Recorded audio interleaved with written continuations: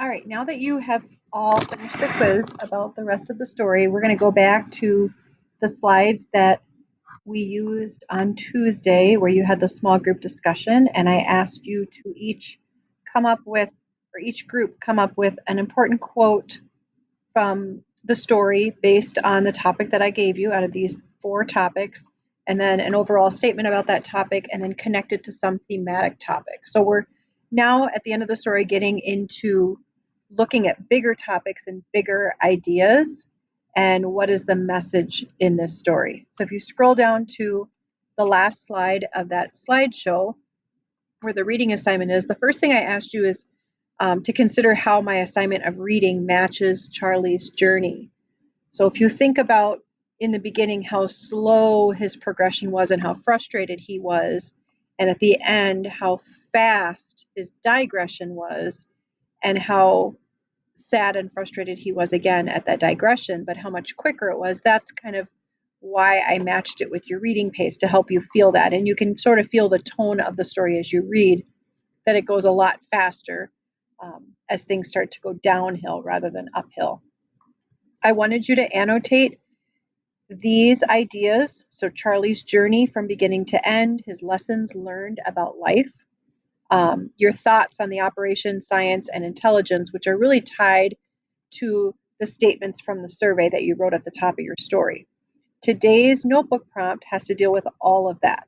So prompt 25 is called FFA Choice Prompt, April 8th, and you're going to select one of these 3 questions or prompts to respond to in a CEW.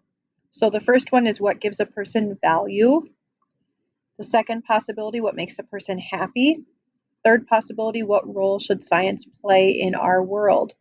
If you think about all of the annotations over here that I asked you to do and all of the annotations that I've asked you to do throughout the reading, they all kind of tie up together in one of these 3 areas, either value, happiness, or science and intelligence and advancement and so on.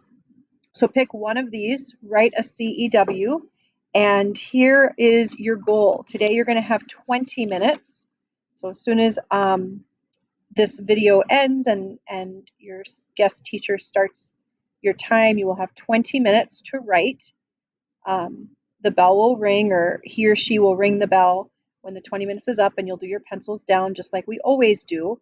Your goal for 20 minutes today is 1 full page of writing with 2 or more examples. So you should almost have separate paragraphs to really build up one of these ideas. Your writing today, as well as prompt 24 and prompt 23, will be put together tomorrow when you do your Flowers for Algernon assessment. So tomorrow's assessment is also an in-class writing.